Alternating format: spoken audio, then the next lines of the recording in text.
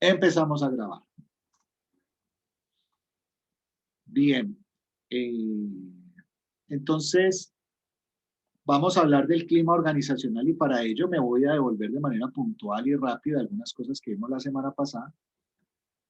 Dentro de ellas hablábamos del clima meteorológico, porque decíamos que de hecho el concepto de clima organizacional pues proviene primero de lo que es el clima meteorológico, porque realmente ese fue como el primer concepto que sale cuando el ser humano está intentando reconocer los contextos donde transita, donde vive, etc. Entonces ya habíamos dado una definición, recordemos que decíamos que no es el tiempo que hace, sino el que predomina. Miren ustedes las paradojas de la vida, ¿no? A propósito, aprovechemos la oportunidad para hablar de ello rápidamente, pero vale la pena. Pues como el clima por estos días se ha trastocado totalmente, ¿no? O sea, si alguien llegara a Cali, hubiera llegado por estos días, la semana pasada, hace 2, 3 semanas, hace un mes, tranquilamente podría decir que Cali es una ciudad fría, ¿no? Y de muchas lluvias. Pero no, pues llegó en uno de los momentos más complicados y uno de los momentos, de hecho, pues de mayores tormentas y lluvias que hemos tenido en la ciudad, ¿no? Dicen que ayer cayó lo que debía caer en 3 meses. Yo no sé si es verdad, pues porque lo que tengo entendido es que empezó a llover como en la madrugada, yo no me di cuenta. Como, o sea, póngale como a las 3 de la mañana, como hasta las 8, 8:30 de la mañana. Entonces, hay varias zonas de la ciudad, Cosmocentro, por ejemplo, lo tuvieron que cerrar, bueno, en fin. Entonces, claro, si usted no conoce la ciudad y llevara 2, 3 semanas, qué sé yo, viviendo en ella o de turista, usted va a decir, no, esta ciudad es de una lluvia, pero resulta que Cali no es así, ¿no? Cali es una ciudad más bien caliente, donde la lluvia no es su principal característica. Entonces dábamos ejemplos un poco al respecto de lo que era el clima meteorológico. No voy a entrar más en detalle, pero ya lo habíamos mencionado. Hablábamos del clima psicosocial, ¿sí? Dábamos dos autores. Decíamos en todo caso para amarrar ambas definiciones que la verdad el clima psicosocial se da cuando un sujeto en un entorno tiene una percepción de una serie de variables que lo rodean. ¿Sí? Esa percepción que en un principio es individual se va colectivizando. Y eso es un clima psicosocial. Lo que nosotros vamos a entender como clima organizacional o como clima laboral también, que creo que alcanzamos a ver las diferencias de uno y otro. En cualquiera de los dos casos, esto que se entienda, porque creo que si no lo dije hace 8 días, clima organizacional o clima laboral son en todo caso ambos clima psicosocial. O sea que el clima psicosocial es una condición que abarca, es más grande y de ella uno puede entender lo que es un clima organizacional o un clima laboral. Entonces, eso también como punto de partida me parece importante. Entonces decíamos que había una confusión muchas veces en esa terminología. A veces metodológicamente a uno lo llaman a una empresa y le dicen, es que queremos un estudio de clima laboral y resulta que no va a haber y es de clima organizacional o viceversa, ¿no? Queremos un estudio de clima organizacional y resulta que es laboral. Entonces es importante entender Profe, la diferencia. Dígame. sí, es que eso le iba a decir, es que la otra vez que usted hizo la explicación, la verdad no logré entender cuál era la diferencia entre las dos. Qué bueno que lo pregunte. No vi quién preguntó. ¿Quién habló, perdón? Andrea, Andrea, gracias por preguntar. No sé por qué no me aparece aquí en la pantalla, pero gracias por preguntar y ya lo voy a explicar nuevamente y por favor, si no te queda claro, me vuelves a decir. Así que tenemos de aquí hasta las 10 de la noche para mirar eso. Mentira. Entonces, entendamos que voy a arrancar por el laboral, ¿sí? El clima laboral son todas esas características del medio ambiente, del trabajo que uno hace. Por eso se llama laboral, ¿no? Porque es la labor que uno hace. Y son las que uno percibe directa o indirectamente, que uno las puede ver favorables o desfavorables. Y van a tener una repercusión, por supuesto, en nuestro comportamiento laboral, positivo o negativo, pues porque yo esas características amenazantes y tensas, seguramente eso va a afectar mis resultados, ¿no? O si las veo motivantes, atrayentes, estimulantes, entonces también va a afectar, pero positivamente. O sea que puede haber afectación positiva o negativa de mi trabajo. Entonces, clima laboral es toda esa percepción que yo tengo del entorno de mi puesto de trabajo o de las labores que yo debo realizar. Eso es una cosa. Pero clima organizacional, ya estamos hablando de todos los factores del sistema de esa organización. O sea, es la empresa en general. ¿Ya? Entonces, para que lo entendamos con ejemplo práctico, entonces uno podría, voy a decir cualquier cosa. Yo podría decir, eh, vamos a imaginar que yo soy asistente comercial en un banco, en el banco Avellanos. Y entonces en el banco Avellanos, eh, yo le digo a la persona, a la psicóloga o psicólogo de la empresa que estamos charlando, le digo, pues mira, la verdad a mí me encanta el trabajo que yo hago, pero el ambiente de la empresa es muy complicado. Y es que hay ciertas cosas de la empresa que a mí me desmotivan. Entonces, ¿qué está pasando ahí? Tengo una valoración negativa del clima organizacional, que es mi mirada integral de la empresa. Pero le estoy diciendo también a esa psicóloga o psicólogo con el que hablo, digo, pero te digo, mi cargo me encanta, o sea, esa labor comercial que yo hago la disfruto muchísimo. Ah, entonces con el clima laboral, el medio ambiente de mi trabajo y las acciones que yo hago, sí lo veo positivo, ¿ya? O podría ser a la inversa, ¿no? Decir, no, estoy aburridísimo con este puesto que tengo, no me gusta para nada, pero la empresa es agradable, ¿sabes? Y el ambiente aquí es bueno, vale la pena trabajar en la empresa, pero este cargo, ay, ay, ay, ay, ay. Ah, entonces ahí se cambió el asunto, ¿no? El clima laboral es negativo y el clima organizacional es positivo, ¿ya? Ahora, podrían ser las dos combinaciones terribles, ¿no? O sea, el sujeto está aburrido con su trabajo, o sea, mal clima laboral y mal clima organizacional. Claro, entonces el reto en qué está, en que más bien nosotros en una organización, y más si somos psicólogas o psicólogos, seamos facilitadores para la organización de que se logre clima organizacional positivo y clima laboral positivo. Dos. No sé si soy claro hasta allí. Andrea que me preguntó, ¿entendió? Sí, profe. Bueno, ok. Y si no, insisto, Andrea o cualquier otro, pues me cuenta. Entonces, por acá para Carlos Alberto, que me dice que más o menos. Pues para resumirlo, Carlos, entonces, por ejemplo, voy a darlo en su ejemplo, Carlos, y en el ejemplo de todas y todos ustedes. Si ustedes me dijeran, por ejemplo, eh, me siento feliz en la universidad donde estoy, es que me parece que la universidad es muy bacana. Ah, entonces el clima de la organización llamada Universidad Santiago de Cali, ¿a usted le gusta?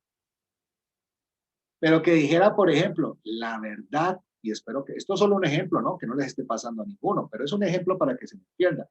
Y usted dijera, no, la verdad, esto de este rol que me toca a mí, esto de estudiar psicología me tiene como desmotivado. Carambas. Entonces el clima laboral suyo es el que está afectado, porque es ese trabajo que usted hace, esas labores que hace, la que lo están preocupando. Ah, que fuera al revés. No, amo mi carrera, pero esta universidad me tiene aburrido por tales y tales cosas. Ah, entonces es el clima organizacional el que está amenazado. ¿Sí? Y ahí es donde digo que lo ideal sería que hubiese armonía en ambos. Y si fuera el caso de ustedes como estudiantes, porque ese es el trabajo que ustedes hacen ahora, yo creo que se los he dicho en varios entornos. Esto es una organización, ustedes trabajan, ustedes son trabajadores académicos, ese es su puesto de trabajo, ser estudiante de psicología. Ah, entonces, ¿cuál sería el reto y el equilibrio más ideal? Que como estudiante de psicología usted se sienta bien, eso llevaría a decir, ah, hay un buen clima laboral, porque las tareas, las actividades que hace el sujeto las disfruta, las hace bien, se entrega a ellas, ¿sí? Y que además de eso, por eso digo que es combinación ideal, que además en general, en términos de la universidad, usted se sienta bien, que las cosas son favorables por tal cosa, y es que el ambiente de la universidad, y es que la universidad le permite entonces ya hay un panorama positivo. Espero que haya sido claro. Si hay preguntas, escucho. Mientras tomo agüita, escucho. Ah, por acá en el chat escribieron otra vez. Bien, entonces espero, pues por acá me dicen que entendieron, espero que así sea para todos y todas. Sigamos. Entonces, vamos a decir que hasta gracias por responder aquí en el chat. Entonces, sigamos. Vamos a decir ahora que el tema de clima se vuelve pues todo un reto, más si hablamos de clima organizacional, ¿sí? Ahí cuando dice qué es el clima, entonces pensémoslo ya más como organizacional, porque ahí es donde nos vamos a detener. Porque clima organizacional es más macro que clima laboral y muchas veces algunas cosas, no todas, algunas cosas del clima laboral uno las puede ir detectando en el clima organizacional, ¿sí? Ahora que veamos una gráfica, creo que va a quedar más claro. Pero entonces por ahora entendamos que lo que vamos a decir es sobre clima organizacional.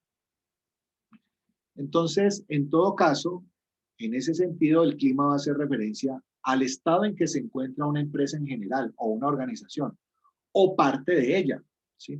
Porque pueda que haya climas fragmentados, ¿sí?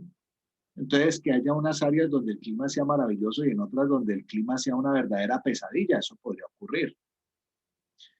Otra cosa muy importante es que el clima en ese sentido sufre alteraciones aún en un corto espacio de tiempo, puede tener variaciones, ¿sí? Chicos, si de pronto no se me escucha bien, me avisan, apago la cámara porque aquí me está saliendo que mi conexión es inestable, entonces prefiero apagar cámara y asegurar que mi voz se escuche. A todo lo contrario, ¿ok? Entonces me van avisando si de pronto debo apagar cámara. No, profe, se escucha bien, tranqui.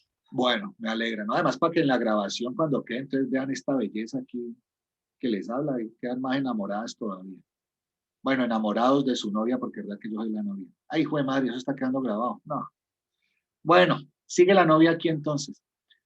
Entonces el clima sufre alteraciones en un corto espacio de tiempo. Es que el clima en cuanto a la emocionalidad entre los seres humanos es tan variable como el clima meteorológico. Cali en este momento, vuelvo al mismo ejemplo, está teniendo variabilidades del clima con esto que está ocurriendo, ¿no? Pero sabemos, insisto, que no es el común denominador. Así ocurre con el clima emocional de los seres humanos, en este caso de una organización. Puede darse en espacios cortos de tiempo y podría hacer que se cambie ese panorama favorable a uno negativo o ese panorama negativo a uno positivo, ¿sí? Entonces esa es la ventaja quizás del clima en cuanto a, si lo comparamos al tema de la cultura organizacional.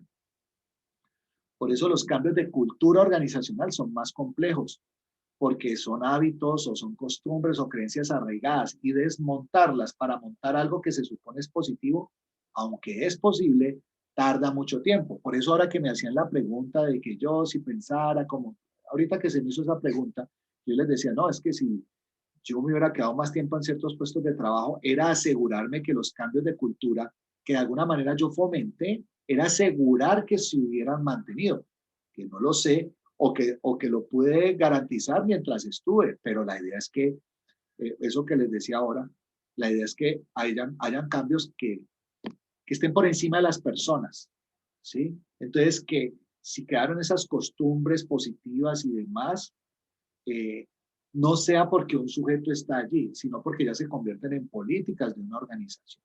Eso, me estoy yendo atrás al tema de cultura, ¿no? Porque eso está más arraigado. Entonces, insistamos que el clima es más variable, porque son emocionalidades más inmediatas, ¿ya? Ah, ojo, algunas de ellas, cuando el clima empieza a tener ya una regularidad y constancia, ya va a empezar a convertirse en cultura, ya se va a volver otra cosa. Pero eso es cuando ya se vuelve constante y repetitivo. Ahora vamos a ver un poquito más adelante varios ejemplos al respecto. Vamos a decir además que el clima pues proviene de decisiones de la empresa puestas en práctica o no, ¿sí? O de la reacción de los empleados a esas decisiones. Entonces, ejemplo, porque esto lo digo porque me ha tocado verlo como consultor, ¿no? Entonces, ahí dice, proviene de decisiones que las empresas ponen en marcha o no. Entonces, imagine usted que a usted le digan en noviembre de este año en una empresa, usted está trabajando en una empresa y a finales de noviembre le dicen, bueno, Debemos decirles que para el próximo año hay un muy buen panorama, nos ha ido bien, no hemos cerrado año, pero miren, hasta noviembre vamos súper y ahora en diciembre nos va a ir mejor. Entonces, les queremos decir, para los primeros días de febrero va a haber incremento salarial para todo el mundo. No solamente vamos a incrementar el salario mínimo de ley en enero, que obviamente hay que hacerlo, sino que en febrero, dice la empresa, vamos a tener un aumento, voy a decir cualquier cosa, del 15% para todos los puestos de trabajo. ¿No? Entonces usted se imagina la gente, la alegría, ¿no? Pasó diciembre, pasó enero y en febrero no hicieron el aumento que prometieron. Entonces usted se imagina eso, cómo puede afectar el clima de una organización. Y llegó marzo y tampoco, y ya en abril dicen, no, lo sentimos mucho, pero no se puede hacer por tal razón, y dan a cualquier razón evasiva y demás. Entonces eso va a golpear el clima de la organización, ¿sí? Esa fue una decisión que no se puso en práctica, ¿ya? O le pongo otro ejemplo, más dramático. Entonces, volvemos al mes de noviembre y le dicen, bueno, debemos decirles que la cosa está muy fregada, esto muy diciembre va a ser un mes muy complicado para nosotros, así que les queremos decir ahora que está finalizando noviembre, que lo que va a ser diciembre y enero vamos a tener que empezar a despedir personal. Y digamos que semanalmente de toda la nómina de todas las áreas van a salir 2 o 3 personas semanales. ¿Usted se imagina que le digan a uno eso? Y ojo, no, a usted le puede parecer este ejemplo, pero ¿cómo van a decir esto? Sí, hay empresas que lo hacen. Yo fui testigo de una empresa que en su momento por dificultades económicas, además hay una cosa muy triste, ¿no? Cada vez que una empresa tiene problemas económicos, la primera fórmula que tienen para solucionar el problema es cortar la nómina. Esa es la solución que siempre tienen. Nunca se mira otro tipo de esfuerzos para ver qué puede pasar con las ventas, qué estrategias hay para darle la vuelta al asunto, o cómo podemos escuchar a los clientes de otra manera, a ver si no se nos van. En fin, no. Todo tiene que ver primero recorte de nómina. ¿Sí? Es triste. Ahora no pasa en todas las empresas, pero pasa en muchas. Entonces, este ejemplo que le estoy dando es de la vida real, no me lo estoy inventando, te lo digo así. Entonces, esta empresa empezó en diciembre, semana por semana, a despedir gente. Entonces, ellos tenían allá el área de, por esa época todavía se hablaba de recursos humanos. Entonces, esta empresa hablaba de el área de, bueno, resulta que así se llamaba, pero esto que les estoy contando sucedió hace 2 años, ¿no? O sea, hace poquito. Ya el área hace más de 2 años se llama talento humano. Entonces, resulta que hace 2 años que ellos tomaron esta decisión y empiezan cada semana, ¿no?, a llamar gente a sacar, además en un diciembre, es que no podían haber escogido otro mes, ¿no? O sea, es que poco de cosas que yo decía, pero ¿cómo puede ser posible, no? Entonces empezaron a despedir y entonces ya la gente decía, te tocó ir al área, el área se llama talento humano. Entonces, te tocó ir al área de talento inhumano. Así chapearon a la empresa por todo lo que estaba pasando. Entonces, mire usted cómo un clima se puede lesionar, y en este caso es porque las decisiones sí se pusieron en práctica, ¿no? Dijeron, vamos a despedir, y efectivamente empezaron a despedir. Entonces, estas cosas pueden alterar muchísimo un clima. Por supuesto, en estos ejemplos son alteraciones negativas. A veces puede ser influenciado el clima por hechos externos o internos a la empresa, ¿sí? Pueden dar origen a nuevas decisiones y acciones. Entonces, una empresa puede decir, por ejemplo, por hechos externos, ¿cuántas empresas en Venezuela no quebraron por todo lo que pasaba allá o todo lo que sigue pasando allá en términos de política, de economía? ¿Sí? Pues allá esos eran hechos externos que afectaron a las organizaciones y afectaron el clima de cualquier organización y al punto de acabar a muchísimas, ¿no? Quizás no todas, pero muchas. Estoy dando un ejemplo del asunto externo. O a veces hay empresas, también me ha tocado ser testigo, sobre todo empresas en el sector financiero, que les ha tocado fusionarse, ¿no? Entonces, es que el banco tal va a absorber al otro banco tal. Entonces el que absorbe es más poderoso, ¿no?, que el que es absorbido. Entonces el que es absorbido, ¿qué pasa? Que la gran mayoría de personas de la nómina de esa empresa vuelan. Quedarán algunos, pero en cargos quizás muy significativos y ya. Pero ahí, cuando hay esas fusiones, la matazón de gente que hay es inmensa, ¿sí? Entonces, claro, todo eso trae vulneraciones en la parte emocional de las personas, es entendible.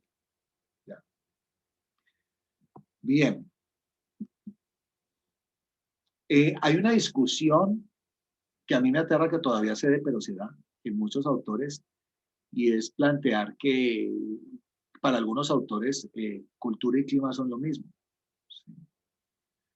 Para mí, yo me quedo con los autores que dicen que son complementarios y me quedo con los que dicen que la cultura precede y fundamenta al clima y que el clima es más variable que la cultura. Entonces, por eso yo les decía a ustedes, creo desde clases pasadas, que yo veo la cultura como una situación más subjetiva, ¿sí? Eh, y que por ser más subjetiva, no, ojo, no es únicamente subjetiva, pero sí es principalmente subjetiva. Con esto lo que quiero decir es que hay cosas de la cultura que uno puede ver objetivamente y cuantitativamente, pero la gran mayoría de cosas culturales para mí son de corte subjetivo y por tanto no hay una valoración cuantitativa, sino cualitativa. Yo creo que yo les daba ejemplos, ¿no? De los valores humanos. Que si usted habla de honestidad, que si habla de libertad, que si habla de solidaridad, usted no califica. Eso no tiene escalas posibles. Yo creo que yo les decía. Yo no puedo decir, es que Carlos Alberto tiene de 1 a 5, tiene 3,2 en honestidad. No, ¿qué es eso? A mí me dicen a mí, si fuera al revés, no, que Carlos diga que Francisco tiene 3,2 en honestidad, yo le diría, espérate, Carlos, pero ¿por qué? Explícame, ¿cómo así? ¿Sí? O de hecho, si me califican de 1 a 5 y me dice, tiene 4 o 5 en honestidad, de hecho, ¿sabes? Yo voy a decir, pero ¿qué me faltó para tener el 5? ¿Sí? Entonces, lo que quiero decir con eso es que hay condiciones de la cultura que decir que uno las va a medir como tal, no, en mi opinión, y me quedo con los investigadores que dicen que no hay tal. ¿Sí?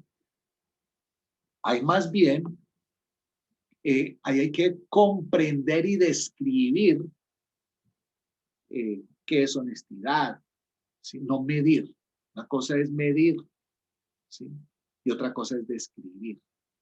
Que yo puedo gracias a la medición después describir, sí, pero en este caso prima desde una lectura cualitativa la comprensión, o sea, comprender para después sí describir. Mientras que en el otro uno medir para describir, también lo puedo hacer. Pero la cultura prima más la comprensión de lo que ocurre, ¿sí?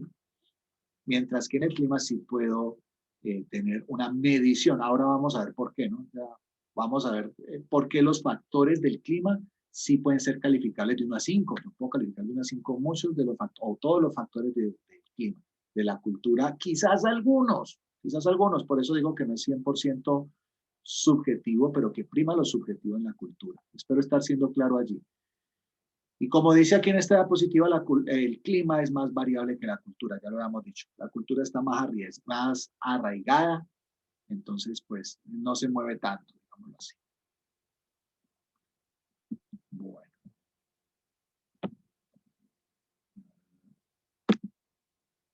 Ahora, antes de ver una gráfica de cómo podemos entender el clima, miremos algunas cosas que son importantes, ¿no?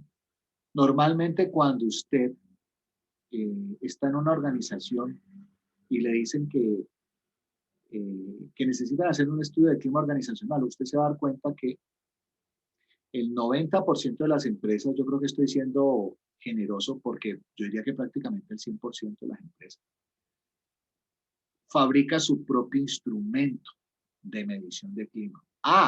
Puede tener referentes de otros instrumentos, sí, claro que sí. Entonces, muchas veces lo que hace una organización es mirar en el entorno qué instrumentos de clima organizacional hay y de ahí tomar las preguntas que más le parezcan, se acoplen a lo que quiere medir, ¿sí? O le sirven de referentes para construir las propias. Pero en cualquier caso, lo que quiero decir es que no existe un único instrumento de medición de clima organizacional, porque si fuese así, es como si uno tuviera una talla de zapatos única para todo el mundo, ¿no? Y no es así. ¿Sí? O una talla de ropa estándar, pues que seas a alguien le puede quedar bien, pero al otro va a quedar muy flojo, al otro le va a quedar muy apretado, al otro le va a quedar muy largo, al otro le va a quedar muy corto, al otro muy ancho, etcétera, etcétera. Entonces, vamos a decir que en eso las organizaciones buscan como hacer su propio instrumento, ¿no? Hacer una adaptación propia, si le podemos llamar así, a lo que son instrumentos.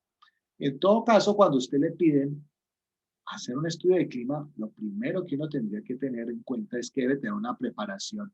¿Y qué significa la preparación? Identificar el problema. Si me están pidiendo un estudio de clima es porque algo pasa. Cuéntenme un poco qué pasa o cuál es el supuesto del imaginario, porque pueda que la empresa suponga algo y lo que ocurra sea otra cosa diferente. O pueda que la empresa en realidad esté acertada entre lo que piensa y lo que realmente puede ocurrir. Bien. Entonces debe haber una identificación del problema, debe haber en la planificación unas hipótesis que son las que acabo de decir, unos supuestos. Recuerda que la hipótesis es un suponer. Lo que pasa es que uno trata de suponer de la manera más objetiva y técnica posible, ¿no? No que sea una suposición subjetiva, coloquial, pues, no, que sea una suposición producto de una radiografía de cosas que se hayan visto. Oiga, jue madre, esto está súper lenta la imagen. Vea, ahí me estoy cogiendo las gafas y pero eso lo hice hace rato, pero rato. Bueno, sigamos. Luego viene la ejecución de la investigación, que la ejecución de la investigación va a implicar el tener ya el instrumento, para luego interpretar datos, sacar sugerencias, perdón, interpretar datos, sacar conclusiones y establecer sugerencias de propuestas de intervención.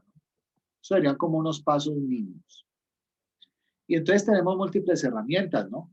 La principal herramienta, y por eso está de primera ahí, son los cuestionarios. Yo a ustedes, pues ya será después de Semana Santa, vamos a ver con lupa un instrumento que, como les digo, aunque es guía, ninguna organización lo va a aplicar 100% así como se lo voy a mostrar, porque toda organización le hace adaptaciones. Me refiero, voy a ponerlo aquí en el chat. Perdón un momentico, voy a colocarlo en el chat, el nombre del instrumento. Y dentro de 15 días que nos volvemos a ver, por supuesto, se los voy a mostrar. Hoy no. A ver si esto escribe. No, es que está lentico todo, les cuento.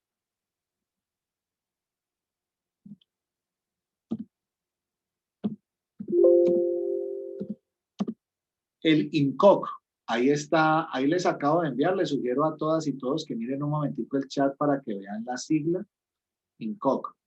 ¿Qué significa INCOC? Significa Instrumento de Medición de Clima Organizacional Colombiano. ¿Sí? INCOC, Instrumento de Medición de Clima Organizacional Colombiano. Entonces,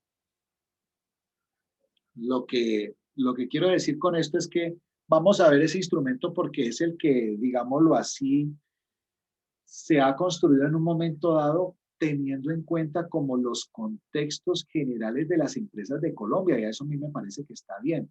A veces nosotros encontramos en Internet instrumentos muy interesantes, pero que son de Europa, o son de Norteamérica, o son de Centroamérica, que son de México. México ha trabajado muchos instrumentos de clima organizacional muy buenos, o que son de Argentina, de Brasil. Entonces tenemos, pues por fin uno que es nuestro.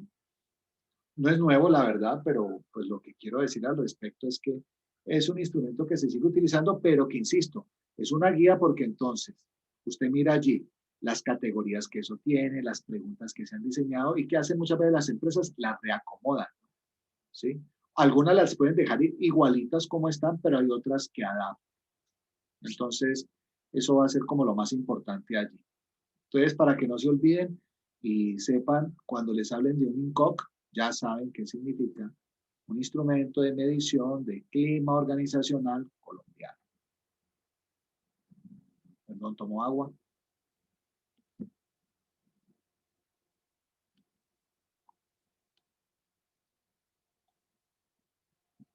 No son los cuestionarios las únicas técnicas utilizadas, hay más. Entonces, por ejemplo, cuando las empresas son muy grandes, cuando hablamos de nóminas, qué sé yo, de más de 50 personas y hay empresas donde hay más de 100 o hay empresas donde hay miles de trabajadores porque, qué sé yo, es una fábrica muy grande o porque tienen diferentes sedes en todo el país o es una multinacional que está en diferentes países, en fin. Entonces, a veces el cuestionario se puede quedar corto. Entonces, el cuestionario me puede ayudar a identificar ciertas cosas, pero luego yo tengo que hacer entrevistas y las entrevistas normalmente se van a hacer en lo que se llaman los grupos focales. Entonces, yo reduzco la población y profundizo en preguntas que me parecieron inquietantes, en indicadores que veo muy bajos y quiero dar el espacio para que los empleados comenten con más detalle lo que ocurrió. Entonces, a eso le llama grupos focales, ¿no? ¿Y qué hacemos con los grupos focales? Que a través de una entrevista que se ha preparado, producto de la radiografía del cuestionario, de las cosas que hayan quedado inquietantes en el cuestionario, hacemos entonces entrevista. Eso es algo que se utiliza. También se utiliza mucho la observación, ¿no?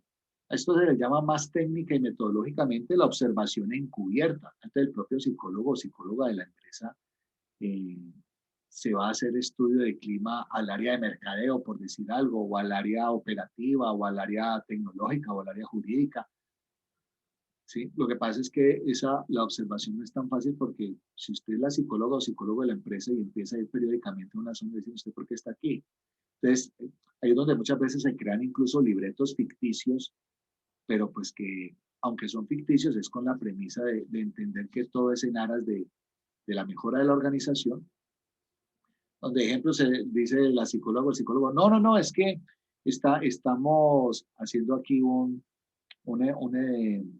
indagación de cómo se puede para ustedes mejorar este espacio de trabajo y pueda que la razón, aunque tenga que ver con estudio de clima, sea una razón que no sea exactamente la verdadera, porque si se les dice a los empleados es que los vamos a observar para ver ustedes cómo están de clima, seguramente eso condiciona. Entonces, ¿qué ocurre en esos momentos cuando hay ese tipo de observaciones? ¿No? Lo que ocurre clásicamente en otro tipo de entornos, porque las observaciones cubiertas se hacen mucho en clínica, se hacen mucho en educativa, incluso en social comunitario. Entonces, cuando se da en el área organizacional, va a ocurrir esto que les voy a decir y que ocurre en otros campos, ¿no? Y es que en un principio los observados no muestran su conducta natural, eso es cierto, pero rápidamente se van acostumbrando a ese huésped, entre comillas, que han tenido y empiezan a mostrar su comportamiento real. Eso también pasa y está demostrado. Entonces, muchas veces lo importante es saber cómo hacerlo, porque observar de manera, ser testigo del comportamiento de las personas es quizás una mejor respuesta que la que usted encuentra en una entrevista o en un cuestionario. ¿Ya? Lo que pasa es que no es fácil, demanda mucho tiempo. Normalmente en una empresa los psicólogos o psicólogas no únicamente van a estar contratados para estar todo el día observando otras personas, ¿sí me explico? Entonces no es muy utilizada por eso, ¿no? Los empresarios no le ven esa utilidad porque quieren que nosotros estemos totalmente absorbidos por otro tipo de actividades. Está el análisis documental. ¿Qué es el análisis documental? Cuando las empresas tienen estudios previos de clima, entonces uno dice, bueno, ¿quieren un estudio ahora? Muéstrenme los antecedentes. ¿Qué estudios de clima previos hay? Esa información puede ser valiosísima. Por un lado, para mirar qué tipo de preguntas tenía el instrumento, si es necesario adaptarlo o puede ir completico otra vez así, pero en un nuevo momento, ¿sí? Entonces, los resultados que hay allí cobran un valor muy importante, por eso se llama análisis documental, ¿no? Esos documentos se le pueden llamar documentos históricos, ¿no? Porque son del pasado.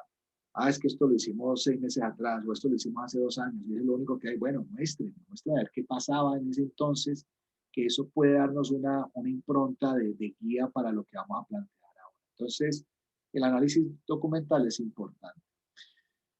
Dinámica de grupo, debate y juego proyectivo. Voy a amarrar esas 3. ¿Sí? Las dinámicas de grupo son un poco, de alguna manera, juegos proyectivos. Entonces me voy a explicar. Y es que muchas veces hay empresas donde se juega a ciertos roles, ¿no? A invertir los roles reales en un espacio ficticio. Entonces, se hacen simulacros de interacción. Se llama el grupo al cual se le quiere hacer el estudio de clima y se le dice, bueno, usted que es el jefe, para este juego que vamos a hacer, usted va a ser el colaborador. Y usted que es el colaborador va a ser el jefe. Entonces se intercambian los roles, ¿no? Para ver interacciones, para ver imaginarios, para ver qué hace la persona que no tiene el poder habitualmente, ¿qué hace si lo llega a tener? ¿Qué hace el que era jefe y ahora está en una condición que no? En fin, ¿no? Lo que pasa es que para hacer eso se necesita, por un lado, mucha pericia del profesional de psicología para hacer eso. O sea, de poder recrear un ambiente donde la gente de verdad se motive a involucrarse en una dinámica como esa. Eso por un lado. Pero además del propio profesional de la psicología requiere una experticia para manejar cualquier posible conflicto que se dé. Porque si el colaborador en su ámbito normal se siente maltratado por el jefe, y en este caso que se voltea la torta, aprovecha y es, por ejemplo, es bien agresivo, entonces, ¿qué va a hacer el psicólogo para manejar esa situación emocional allí? Entonces se ponen en juego unas variables que a veces se pueden salir de las manos. ¿Por qué amarro los tres allí? Porque falta hablar por debate, ¿no? Entonces, este tipo de dinámicas o de juegos proyectivos generan debate en las personas. Cuando se ha terminado de hacer la representación o la dinámica o el juego proyectivo, debe generarse un debate sano, pero un debate sincero, claro, con respecto a lo que está pasando en el clima organizacional. Y el último punto que vemos allí que dice análisis de incidentes críticos, hace mención a que hay empresas pues, que en eso me parece que son muy inteligentes, empiezan a documentar su experiencia pasada sobre reveses, sobre problemas, sobre traspiés o caídas que tuvieron, que fueron críticas, por eso se llama incidente crítico, y las dejan documentadas. Entonces, ejemplo, estamos en el 2021 en marzo, entonces que allá en septiembre de 2020, producto del mal manejo de los tiempos para que las personas hicieran sus trabajos, y como estábamos en pandemia, la gente le criticó el tiempo y eso derivó en que hubiesen eh, tales discusiones agresivas entre tales empleados y que de hecho salieran despedidos yo no sé cuántos porque el clima que manejan era inapropiado. Si la empresa documentó todo eso, dejó por escrito esos reveses de la manera más analítica posible, ese es un incidente crítico que queda documentado. Cuando una empresa tiene una crisis, es muy importante para no repetirla, dejarla documentada. Eso es como crear la historia. Eso es parecido a lo que se dice simbólicamente de la historia, ¿no? Cuando hay una frase que me parece que es muy cierta, que dice que un país que no revisa su historia o que no la recuerda o que no la lee, pues, y demás, está condenado a repetirla, ¿sí? Es un poco lo mismo. Entonces, cuando una empresa no debe únicamente vanagloriarse de sus éxitos, ¿no? Y triunfos, que está bien que lo haga, tiene que también ser muy analítica en los reveses que tuvo, en las amenazas o en la quiebra que tuvo y si se recuperó. Entonces, pero ¿cómo fue eso? Documentemos, dejemos por escrito de la mejor manera todo lo negativo que en un momento dado se pudo enfrentar para saber que eso, si se llega a repetir o sea un fenómeno parecido, al menos hay un referente histórico documental que me va a permitir comparar y puede ser un insumo interesante para posibles acciones de lo que ocurra en un momento dado. ¿Vamos claros hasta ahí, jóvenes? Profe, Sí. quería hacerle una pregunta. O sea, los estudios de clima organizacional se hacen siempre y cuando se detecte un problema. No. Excelente pregunta, Andrea. No, las empresas inteligentes y sanas tienen ya esto establecido como política. Entonces, ahí hay una cosa muy importante, ¿no? Que no la hemos hablado y vale la pena señalarlo ahora que Andrea nos da tan valiosa inquietud. Y es que las empresas inteligentes, vuelvo a utilizar esa palabra, crean políticas de gestión humana para todo. Entonces, me voy a explicar. Políticas de gestión para la selección de personal, ¿sí?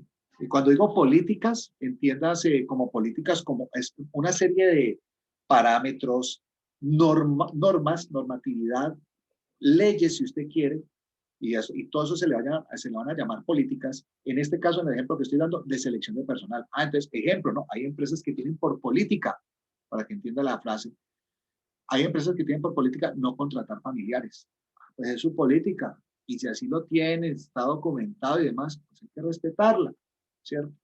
Entonces, tenemos políticas de selección. Podemos tener políticas de promoción.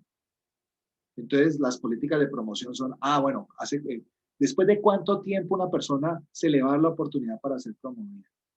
¿Mediante qué proceso se le va a valorar para saber que se ganó esa promoción? ¿Qué mecanismos hay para divulgarle a toda la empresa de ese puesto que hay atractivo y que puede representar ascenso para algunas personas? Entonces se van creando unas normatividades o políticas para promoción. Estoy dando otro ejemplo. Pueden haber políticas de despido. ¿En qué casos tenemos que prescindir de las personas? ¿Cuáles serán esas circunstancias que por políticas nos toca en un momento dado tomar la decisión de sacar a un empleado de la empresa? Entonces, debe haber políticas de retiro. Y por eso les digo que debería haber políticas de todos los pasos claves de gestión humana, políticas de evaluación de las personas. ¿De qué forma se les va a evaluar? ¿Qué instrumento va a ser el guía?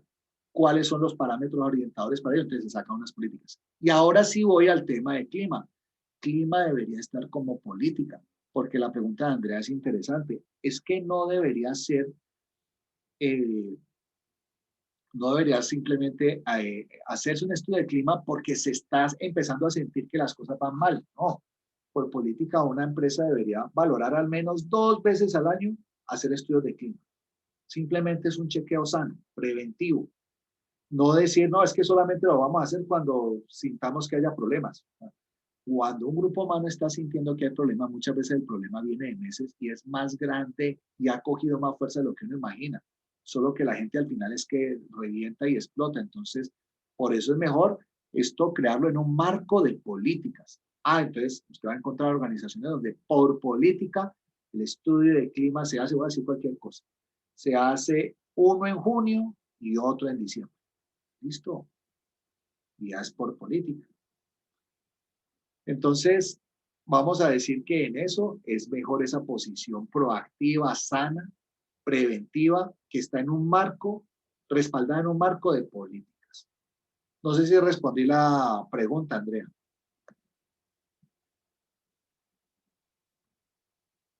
Andrea. Sí, profe. Ok.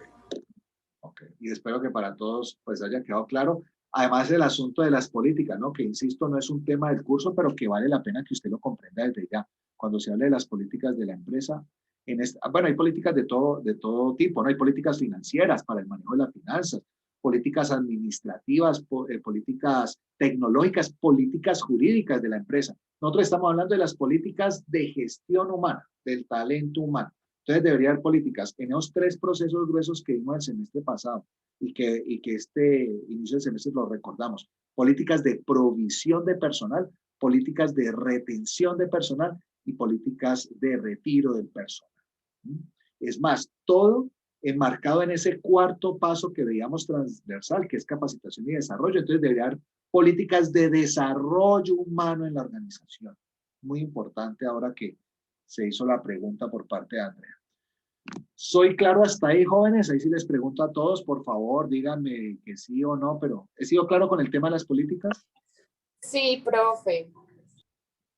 Ok, gracias, Giselle, por responder y por acá por el chat parece que también, sí. Bueno, continuemos.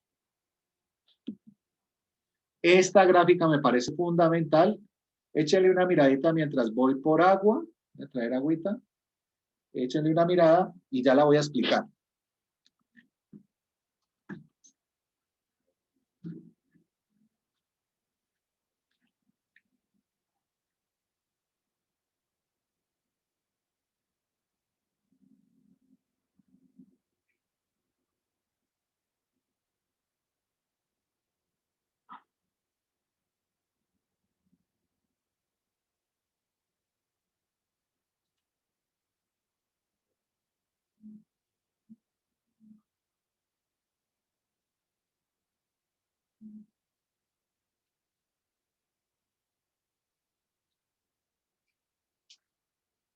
Bueno, prosigo. Entonces, miren, muy importante esta gráfica. Esta gráfica es fundamental para que entendamos el tema de clima y para unos ejercicios que vamos a hacer después de Semana Santa, que los explicaré. Ojo, ¿no? A propósito, después de Semana Santa, tenemos que hablar ya de las actividades evaluativas del segundo corte, ¿no? Es que nos van a parecer que están muy encima, pero es que realmente con el puente, con esto de Semana Santa, todo como que queda más apretado, ¿no? Entonces, ya en 15 días les diré con fechas qué vamos a hacer, ¿ok? Bueno, entonces, muy importante que entendamos, espero que se esté viendo el cursor, ¿se ve cómo muevo la flechita del cursor? Sí, profe. Ok, gracias. Entonces, esta primera columna y esta última, quiero que centremos nuestra atención en ambas porque acá está lo que vamos a llamar como las causas y acá las consecuencias o efectos. ¿Eso qué va a significar? Que aquí están en esta primera columna esas variables que hablábamos ahora en la definición. Cuando una organización, y por eso hablamos de clima organizacional, aquí vamos a hablar de una serie de variables que la organización tiene para bien o para mal, o sea, o las tiene positivamente o las tiene negativamente, porque dependiendo de esta primera columna, de estas variables que la empresa tiene, ¿sí?, va a haber unos efectos acá, al otro lado. O sea que esto de acá, esta última columna, es como un resultado, y ese resultado es producto de ¿qué? ¿Qué lo origina ese resultado? Estas variables que hay aquí. Toda organización, para bien o para mal, tiene estos elementos que hay aquí. Y ojo, otra cosa, resulta que aquí no están todas las posibles variables que afectan el clima de una organización. Aquí están algunas que pueden ser las más comunes. Cuando veamos el INCOC, vamos a ver que aquí en esta gráfica hay unas variables que no están, pero que sí están en el INCOC. Eso lo veremos con lupa en su momento. Bueno. Y ahora sí vamos a explicar entonces todo el proceso que va a existir en estos otros pasos previos para llegar acá a este resultado. Entonces vamos a dar ejemplos. Aquí en el sistema organizacional, por ejemplo, voy a tomar como ejemplo la tecnología. Entonces, imaginemos que usted está en una empresa donde la tecnología es dinámica, es eficiente, a usted le piden en su trabajo estar constantemente en contacto por correos electrónicos y por redes sociales con ciertos clientes, y entonces el internet es de velocidad fantástica, usted reacciona rápido. Entonces resulta que como la tecnología es tan buena en esa empresa, el ambiente organizacional que empieza a percibirse, a eso se le va a llamar clima organizacional, eso se le van a llamar dimensiones. Aquí vamos a ver por lo menos 1, 2, 3, 4, 5, 6. Aquí hay 7 dimensiones, insisto, no son las únicas. Entonces, como estamos hablando de la tecnología en este caso y estamos diciendo que es fantástica, que usted esos contactos que tiene que hacer por redes y correos electrónicos y demás, que usted lo hace de manera maravillosa, estamos imaginando. Entonces, hay un ambiente que se percibe. Si el ambiente es positivo, entonces, ¿qué va a pasar? Que hay una motivación que empieza a detonarse, a hacer clic positivo. Entonces, ¿qué va a pasar? Que seguramente la variable logro, o sea, el alcanzar los objetivos propuestos, seguramente va a estar más cercano, porque como estamos hablando de que el ejemplo es positivo. Lo que llaman algunos la afiliación, entonces usted dirá, ¿cómo así afiliación? Entonces la afiliación es como ese sentido de pertenencia que tengo, no solo a la organización, sino a los grupos, a mis compañeros de trabajo, al área donde yo estoy, el sentido de pertenencia con mi jefe. Entonces la afiliación se va a sentir de manera muy positiva. El poder se va a entender que es necesario y que en este caso es un poder motivante, entonces uno tendrá seguramente jefes que lo apoyan a uno y que lo estimulan y que desde lo tecnológico pues uno se siente tranquilo. Seguramente habrán pocos o ningún nivel de agresión y temor, que es lo que está aquí abajito. Se me fue el cursor. Aquí está, entonces vamos a decir que la agresión y el temor entonces se irán hacia abajo, ¿sí? Todo ello se da producto de la interacción, ¿no? Entonces, esto de las dimensiones y la motivación es producto de las interacciones que los grupos humanos tienen. Dependiendo de eso que se ha percibido y que se va generando o produciendo una motivación, emerge un comportamiento. Entonces, el comportamiento serán esas actividades que los sujetos hacen, esa interacción, esos sentimientos, ¿no? Esa parte emocional es importante. Entonces, esos sentimientos positivos o negativos, que en el ejemplo que estoy dando son positivos. Entonces, mire usted que para llegar ya aquí a esta última columna, estábamos diciendo que como la tecnología está tan bien en esa empresa, entonces, ¿qué pasa? Como todo esto se ha llevado de manera positiva, estos tres, por ejemplo, están arriba, ya dijimos un poder alto, pero poder desde lo positivo, una afiliación alta, un logro también, un nivel bajo de agresión y de temor, ¿sí? Representado en actividades, en comportamientos, en emocionalidades favorables, pues seguramente que eso va a llevar a que la productividad de la organización sea alta, o sea, sea muy productiva, haya un alto nivel de satisfacción, haya un bajo nivel de rotación. La rotación se da cuando hay ausentismo en los puestos de trabajo. Entonces, hay baja rotación, bajo ausentismo. Seguramente hay baja accidentalidad, ¿sí? Habrán altos niveles de adaptación, de innovación y altos niveles de reputación. ¿Eso qué significa? Como sentido de pertenencia a la empresa. No es decir, no, es que esta empresa vale la pena. Entonces, cuando usted siente eso, cuando su sentido de pertenencia hacia la organización es alto, la reputación de esa empresa también cobra valor positivo. Ahora imaginemos el mismo ejemplo desde lo negativo. Entonces, la tecnología que tenemos es incipiente, esas conexiones son inestables. Eso para que cargue una página, eso es un trauma, un parto, ¿sí? Entonces resulta que lo que usted va a percibir, ¿sí? El ambiente organizacional, esa dimensión del clima organizacional, nos va a llevar a una motivación cuyo producto o resultado es que los logros se ven amenazados. Pero ¿cómo esta gente me pide que yo sea productivo cuando esa tecnología está jodida? ¿Yo qué voy a hacer? Dios mío, entonces el logro se ve amenazado. Seguramente cuando hay ese tipo de amenaza, entonces cada uno trata de salvar su barco, cada uno por sí solo, entonces la afiliación empieza a bajarse, esa posibilidad de sentirme cómodo con un grupo, pues no me interesa porque yo tengo que ver cómo resuelvo mi chicharrón, entonces la afiliación empieza a bajar. Seguramente el poder podrá ser impositivo, entonces puede ser que el poder sea alto, pero desde lo negativo, por ejemplo, o que no hay un poder constructivo que lo guíe a uno, entonces es bajo porque no existe un poder apropiado. Seguramente ante una situación tensionante como esa, la agresión empieza a subir y el temor también por no hacer las cosas bien. Entonces, claro, las actividades, las interacciones y los sentimientos que se caracterizan allí en un clima como ese, pues son desfavorables. Por ende, la productividad empezará a bajar, la satisfacción también. Seguramente aumentará la rotación y el ausentismo. La gente estará tan estresada que caen incapacidades y demás. Lo mismo la accidentalidad. Habrán muchas dificultades para adaptarnos, ¿sí? Para que haya adaptación. Seguramente, pues si estamos hablando de que la tecnología está jodida, pues las posibilidades de innovación también van a ser muy bajas y la reputación de la empresa, ese sentido de pertenencia al cual hablábamos, se va a venir abajo. No va a tener cómo soportarse desde una manera favorable.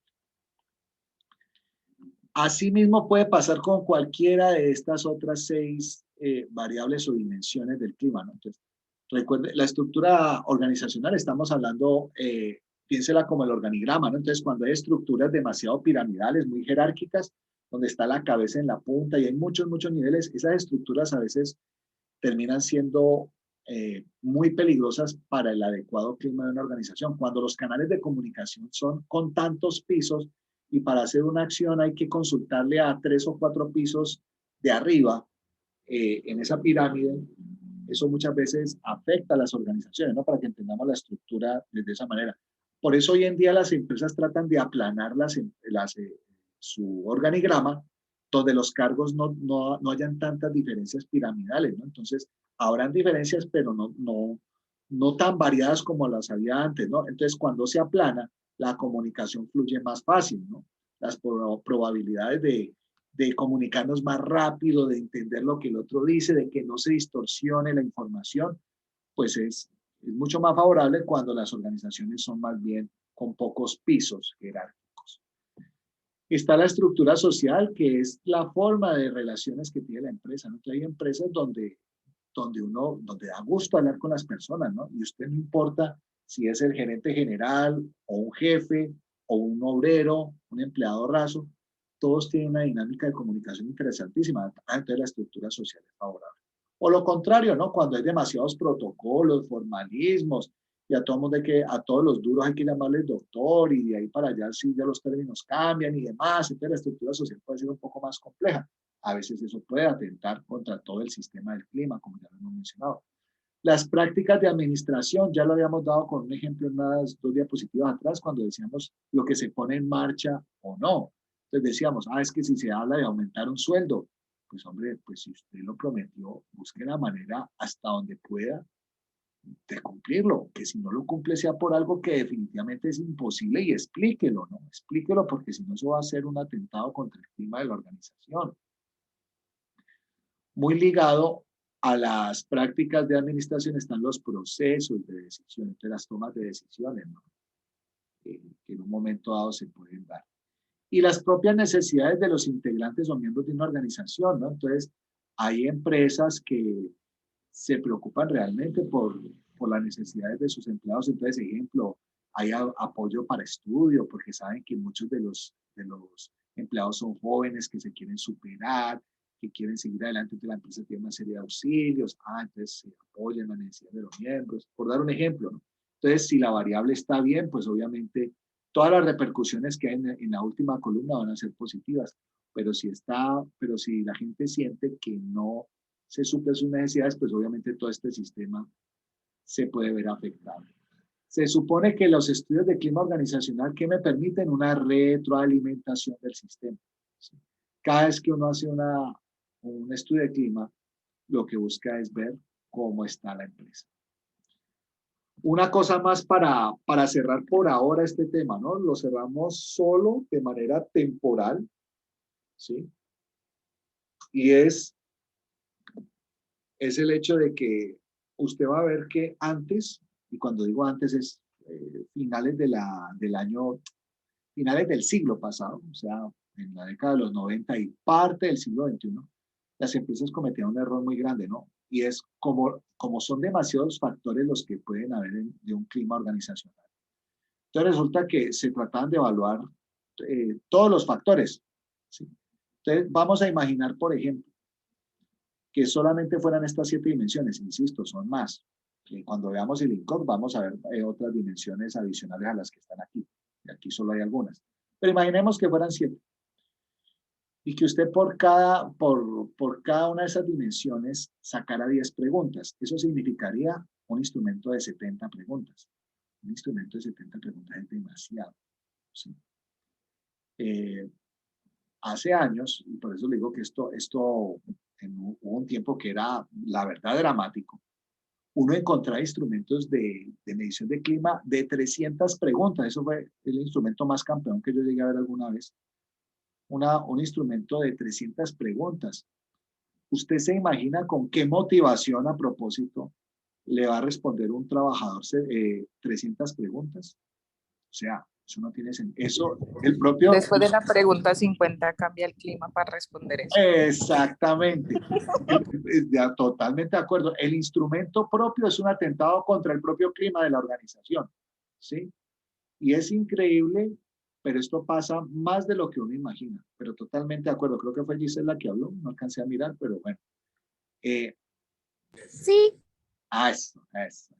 Entonces, efectivamente, imagine usted, es que después está demostrado que el interés se puede perder más o menos después de 30, 40 o máximo 50 preguntas.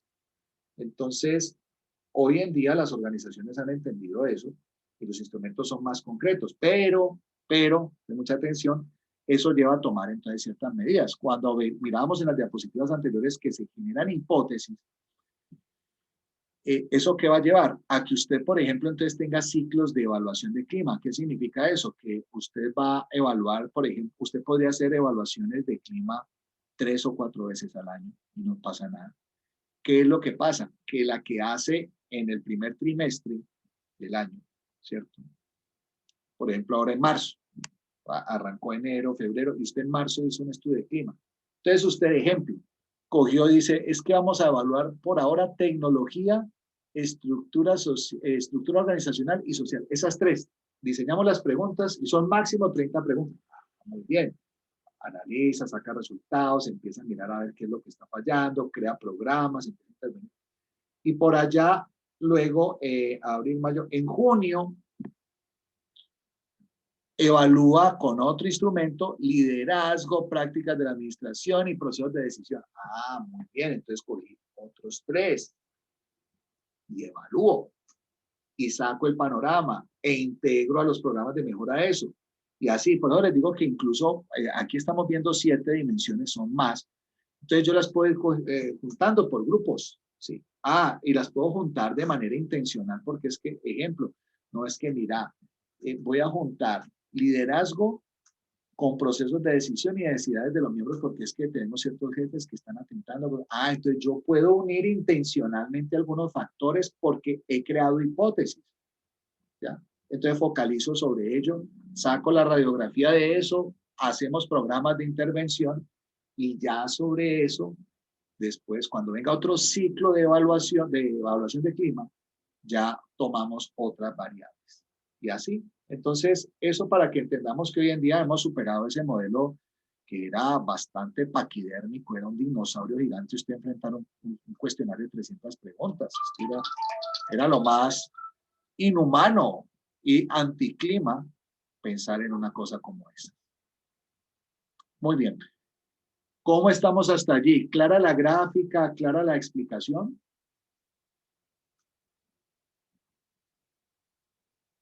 Sí.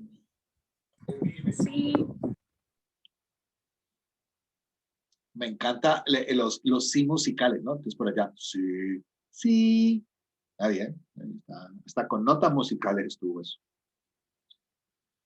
Bueno, entonces si no hay preguntas, vamos a continuar. Vamos a entrar a otro tema porque esto lo vamos a amarrar, ¿ok? Voy a anticiparme un poco para lo que viene después de Semana Santa. Ustedes van a tener unos estudios de caso que les voy a dar por grupos y vamos a hacer algo muy interesante que es rastrear cultura, rastrear clima y evaluar cambio organizacional. Esos 3. Que de alguna manera, mis queridas chicas y chicos, es como el eje principal del curso.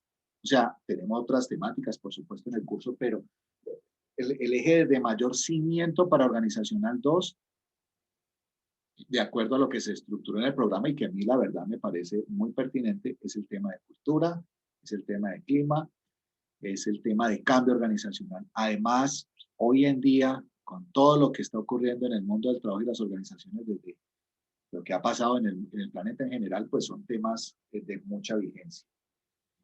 Entonces, vamos a hablar un poco de lo que es el cambio, de lo que es el cambio organizacional. Y vamos a hacer a propósito también una actividad ahorita en un ratico al respecto. Entonces vamos a ver unas diapositivas para ambientar, un ejercicio que ustedes van a hacer individual primero y luego colectivo. A propósito, antes de que se me olvide, para el ejercicio individual, fundamental, preste atención. Y si no lo tiene, entonces consígalo ya. Una hoja en blanco, ¿sí? Pues puede ser de su cuaderno si quiere. Ah, profe, pero es que es cuadriculada o tiene rayitas. Bueno, no importa. Pero una hoja, pues, donde no tenga usted rayones, una hoja que esté sin nada de anotaciones. Un lápiz y un borrador. ¿Sí? Muy importante. Profe, no tengo lápiz. Pues increíble pues que usted en su casa, si está, yo creo que el 99% de ustedes está en su casa. Posible que no consigan un lápiz. Pero bueno, si no lo consigue, entonces puede ser con lapicero. No hay problema. Ahora les voy a explicar qué vamos a hacer con ese papel, con ese lápiz y con ese borrador. Por ahora, entonces, vamos a hablar de lo que es el cambio. Vamos a hablar del cambio organizacional, pero entonces primero hablamos de lo que es la palabra cambio en general. ¿Sí?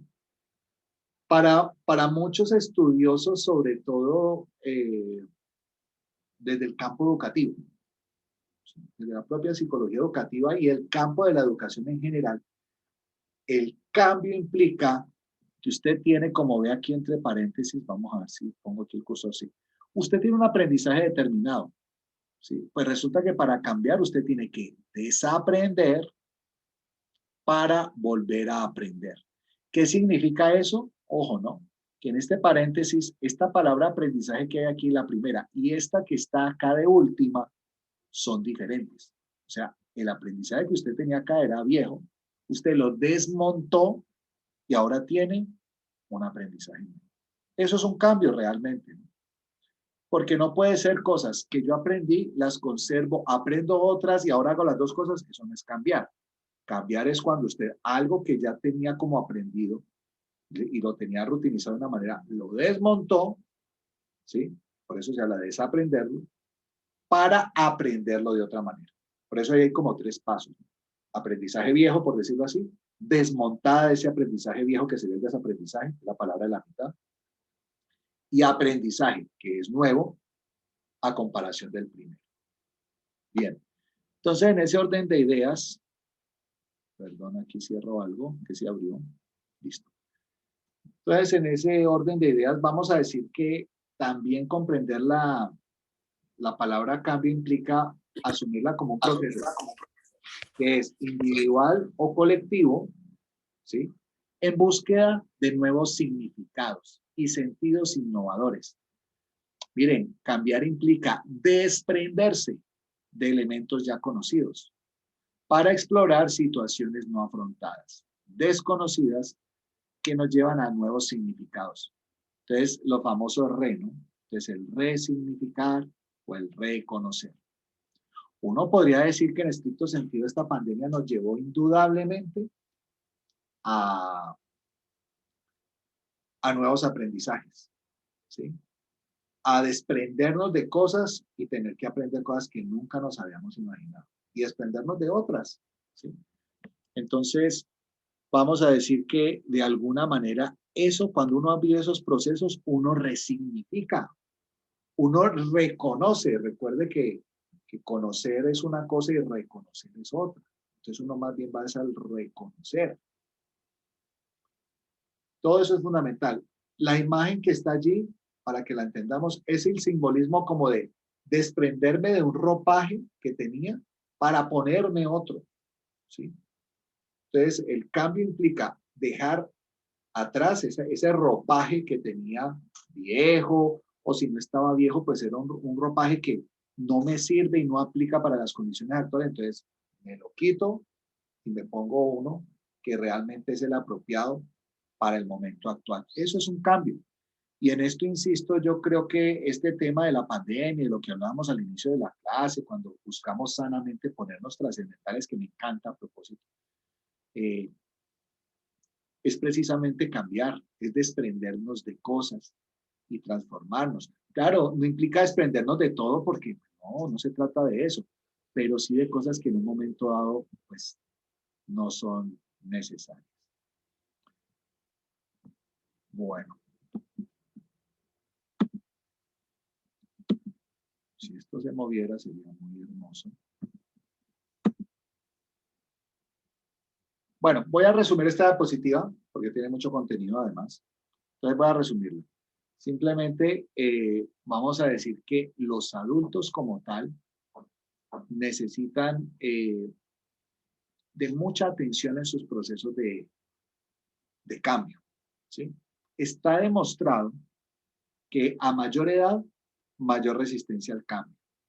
Habrán excepciones, como en todo, pero el patrón humano nos muestra de que los niños, por ejemplo, son muy explorativos, les encanta probar todo, entonces son muy dados al cambio. También los jóvenes, los adolescentes, los jóvenes, personas como ustedes tienen una apertura más al cambio. Ya les va gustando ciertas cosas en las cuales quizás sí quisieran quedarse allí quietos, estables y más. El adulto, entre más adultos somos, más nos gusta acomodarnos a las situaciones estables y predecibles y no tenernos que mover en cosas que nos toque desmontar vainas y entonces hacer aquí es para nosotros más tortuoso. Bueno, para mí no, porque yo soy divinamente joven, ya les dije, cuidado que esta barba blanca simplemente es un sex appeal, nada más. Oiga, se me olvida que esto lo estamos filmando. Digan, vea, la clase del profesor Francisco Salazar y la hablan del sex appeal y la barba. Qué boleto, pero bueno. Entonces, definitivamente, esta variable de la edad hace que nosotros desde la psicología tengamos una serie de parámetros a tener en cuenta a la hora de hacer procesos de cambio con personas adultas. Y como en las organizaciones del mundo laboral, estamos hablando prácticamente de que todas son personas adultas. Hoy en día es interesante porque encontramos espectros, ¿no? Entonces, un espectro de gente muy joven como ustedes trabajando en una organización, entonces son con mayor facilidad al cambio.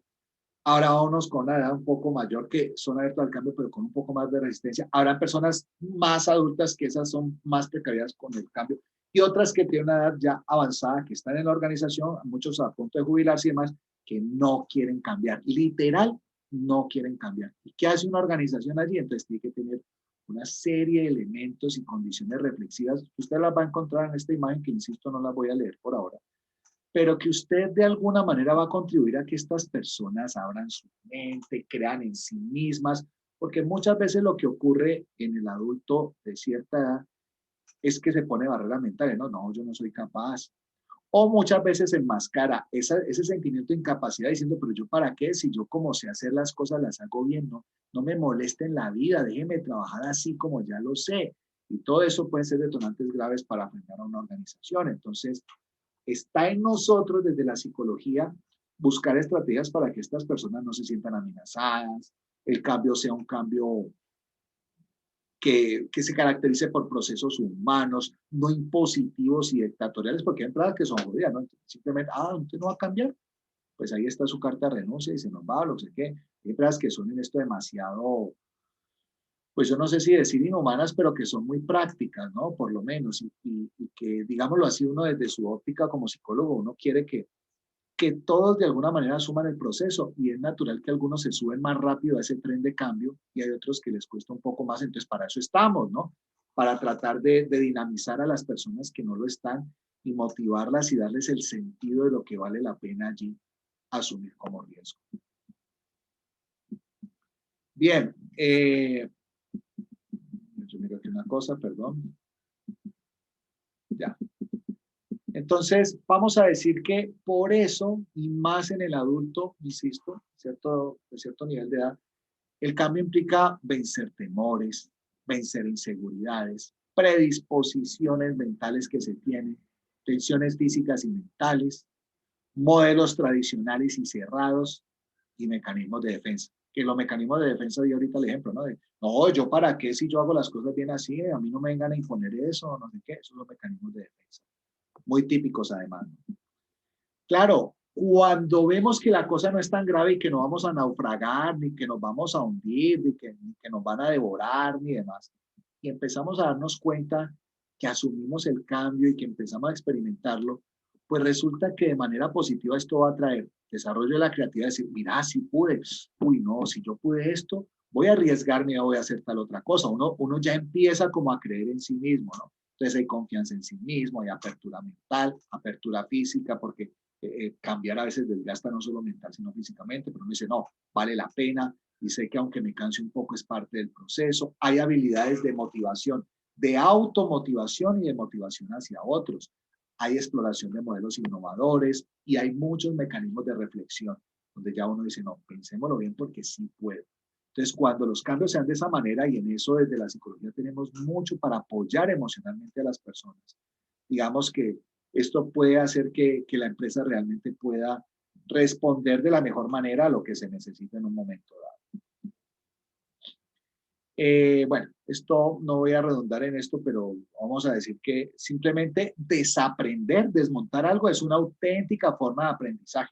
Por eso usted puede encontrar hoy en día en la literatura organizacional libros dedicados al desaprendizaje, ¿no? A desaprender. Y está el título, Desaprendizaje, que yo, la verdad, en su momento, hace años, cuando vi los primeros libros, me llamaron mucho la atención el término, ¿no? Yo no lo conocía hasta hace unos años atrás, pero definitivamente desaprender es fantástico y es un proceso de muchas cosas, de desaprender mecanismos físicos que tenemos, rutinas que a veces no nos damos cuenta que hacemos, ¿ya? Y ir abriendo la óptica a cosas que no nos imaginábamos. No es fácil, pero es totalmente posible y alcanzable. Y es más fácil para ustedes que para uno. Insisto también en eso.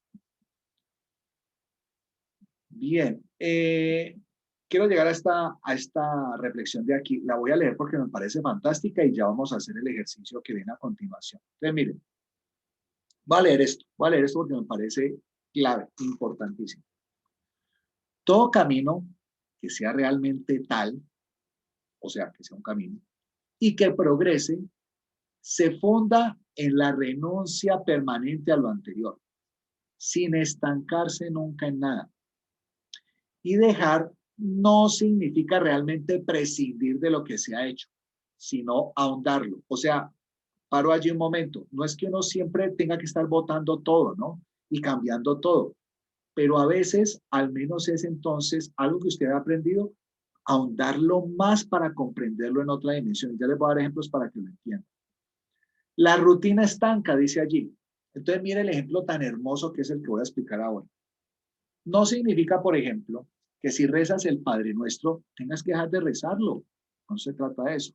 Sino que ahondes tus motivos, tu conciencia. Bueno, ahí no es sino tu receptividad. Entonces, mire, ese ejemplo del Padre Nuestro me parece mágico y maravilloso. En un episodio de Docente Decente, yo hablé de esto como experiencia personal y lo voy a comentar aquí. Cuando yo estaba en el colegio, yo tuve una influencia de la religión católica muy grande en mi vida, ¿no? Pues yo digo que para bien en muchas cosas y para otras, no voy a decir que para mal, porque no es ese extremo del mal, pero sí para otras me parece que hay muchas cosas muy discutibles, ¿no? Que sí pongo la verdad como en lupa, en debate del catolicismo, pero aún así, voy a decir, es más lo que yo atesoro que contribuyó a quien soy hoy en día. O sea, a pesar de que yo tengo defectos, que yo no soy perfecto y demás, yo me siento orgulloso de ser lo que soy, ¿ok? Y gran parte de ello se lo debo realmente a los jesuitas, a ese colegio que de alguna manera mis padres me metieron y que además termino yo el colegio estando de graduarme de bachiller de colegio jesuita y me meto a una universidad como la Javeriana, que es de jesuitas, pues seguí por ahí, ¿no? Pero hay una cosa, por ejemplo, voy a hablar de una de las cosas que yo no le encontré sentido y que solamente hace unos años, y no muchos, vergonzosamente voy a decirlo así, solo hace unos pocos años empecé a cambiar esa dinámica porque toda la vida había aprendido algo que yo nunca lo había reflexionado de manera seria, y es lo siguiente. Cuando nosotros estábamos en el colegio, nosotros teníamos, claro, como era un colegio católico jesuita, resulta que 2 veces por semana teníamos misa en el colegio, ¿sí? Y era obligatorio pues que usted estuviera en la misa, ¿no? Teníamos martes y jueves, no se me olvide. Y además era obligatorio que uno de esos 2 días usted tuviera que confesarse, ¿no? Entonces, si usted no se confesó el martes, entonces se confiesa el jueves, pero no se puede pasar la semana sin confesarse. Ah, se confesó el martes, no se confiesa el jueves. Ah, no se confesó el martes, se confiesa el jueves sí o sí, pero usted tiene que confesarse. Entonces, listo. Ocurrió una cosa muy curiosa y es que el momento de la confesión era casi al final de la misa y resulta que tanto para la misa del martes como la del jueves, en el horario del colegio, la misa acababa justo al momento en que empezaba el recreo. Escuchen muy bien esto. Entonces resulta que ocurría muchas veces que la cola para confesarse era larga, el ritual de la misa terminaba, sonaba la campana del recreo y, y todavía habían chicos, y me pasaba a mí alguna vez que estábamos haciendo la cola para confesarnos y ya arrancaba el recreo. Entonces llegaba uno donde el sacerdote que le iba a confesar a uno, no, acúseme padre de, qué sé yo, usted le decía 2, 3 pecados que usted consideraba como que no eran pecados. Y entonces el padre le decía, ah, bueno, estos 3 pecados, no sé qué, bueno, vas a rezar 5 Padre Nuestros y 8 Ave Marías. Primero que todo a mí siempre, bueno, no siempre no.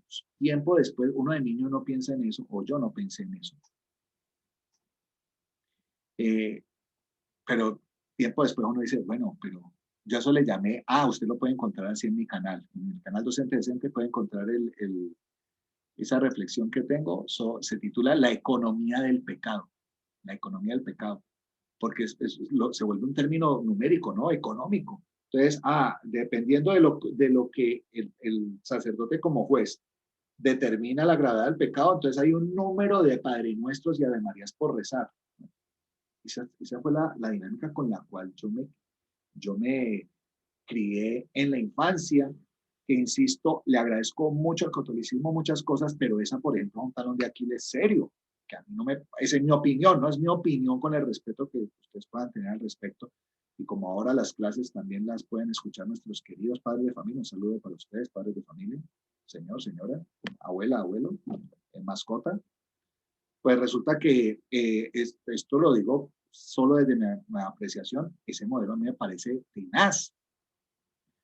Entonces, ¿qué pasaba? Para rematar, ustedes 7, 8 años, por Dios, queriendo ir a jugar. Entonces uno estaba haciendo la cola, viene el padre y le dice 5 Padre Nuestros y 8 Ave Marías. Entonces usted volvía otra vez a la capilla y tenía que rezarlas porque es el momento para cerrar la absolución de sus pecados. Entonces, claro, pues con esas ganas que uno tenía de ir a jugar, uno empezaba, Padre Nuestro que está en el cielo, santificado sea tu nombre, venga a nosotros, imagínense los 5 Padres Nuestros y después los 8 Ave Marías. Dios te salve María, llena eres de gloria. Entonces, ¿qué pasaba? Se vuelve un acto mecánico. Y uno terminaba, y le juro que mi sensación era que yo salía con alitas angelicales, porque ya quedé absuelto, y no llegaba corriendo o caminando al patio, no, llegaba volando con mis alitas, aterrizaba allí y a jugar con mis compañeros.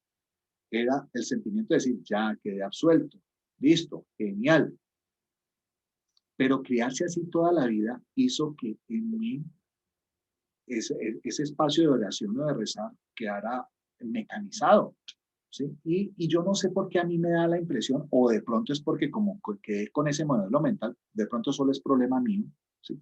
Pero entonces uno a veces escucha, por ejemplo, otras generaciones como la de mis padres, mis abuelos, los escucha, por ejemplo, están en un velorio o algo así, entonces empiezan a hacer unas oraciones, ¿no? Entonces empiezan por acá, Padre nuestro que está en el cielo, y por acá responde el otro, venga nosotros, a mí no sé por qué eso, con todo el respeto, insisto que esto puede generar, y que no quiero herir susceptibilidades, me parece una mecánica absurda, ¿sí?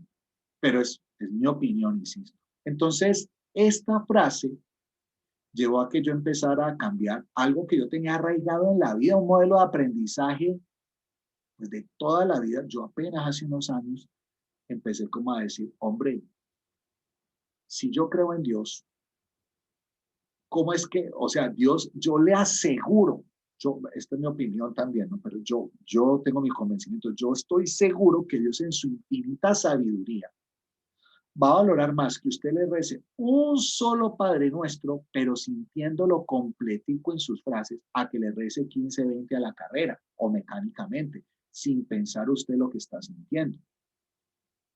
¿Sí?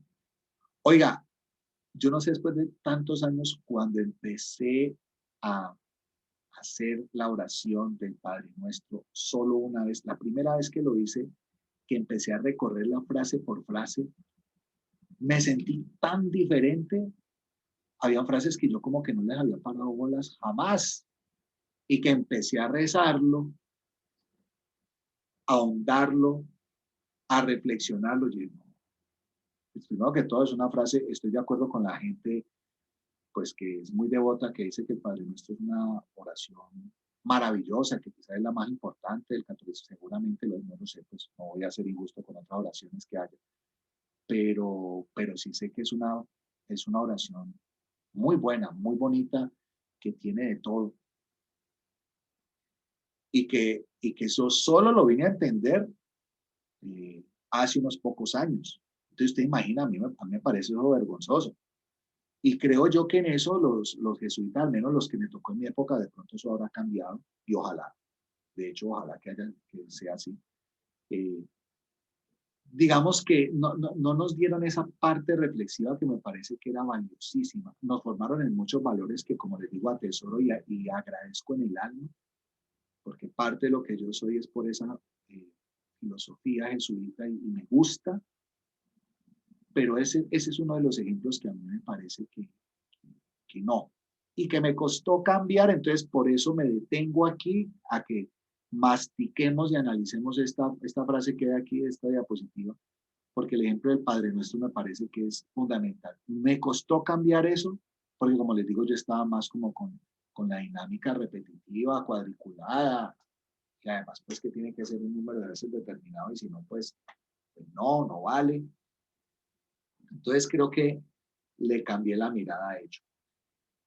Quería compartir eso porque me parece que es fundamental que lo tengan ahí en cuenta y dependiendo de su posición, de sus creencias, que no quiero cambiar en ese sentido, simplemente es que usted revise sus cosas y no solo en el tema teológico, ¿no? Yo estoy colocando el tema teológico o religioso como un ejemplo, pero pues usted lo puede ver de otras maneras como usted lo considere, ¿no? Un ejemplo más para terminar y para que vamos hablando vamos a hacer el ejercicio que quiero que hagamos. También es del catolicismo. Hay otra cosa que a mí no me cuadra, opinión personal. Y si me estoy metiendo ahorita, si a ustedes no les gusta, dígame, profe, yo no estoy de acuerdo con usted por tal cosa. Le voy a agradecer. O profe, no, tiene razón por tal o lo que sea. Le voy a decir otro ejemplo que me parece importante. Yo, opinión personal, a mí no me gusta ver a Jesucristo crucificado. O sea, me parece que esa es una imagen muy dolorosa, ¿sí? Que verlo en la cruz, como está en el 99% de las iglesias, es muy, muy triste. Bueno, no en el 99%, ahora les voy a dar unos ejemplos que me sorprendieron y me llenaron de alegría inmensa. Pero en casi todas las situaciones la cruz es el símbolo principal, ¿no? del catolicismo. Y no, a mí no me...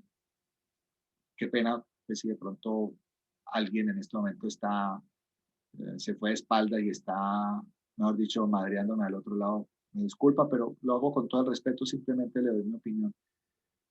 Yo no quiero pensar en un Jesús muerto, y además, ¿no? Yo digo, un niño que está conociendo la vida, cuando ve por primera vez esa imagen, esa porcelana, esa imagen que hay en una iglesia, en los altares y demás, un hombre allí clavado en una cruz, con sangre en el costado, con sus manos, con sus pies sangrantes y demás, eso es una figura violenta, violenta.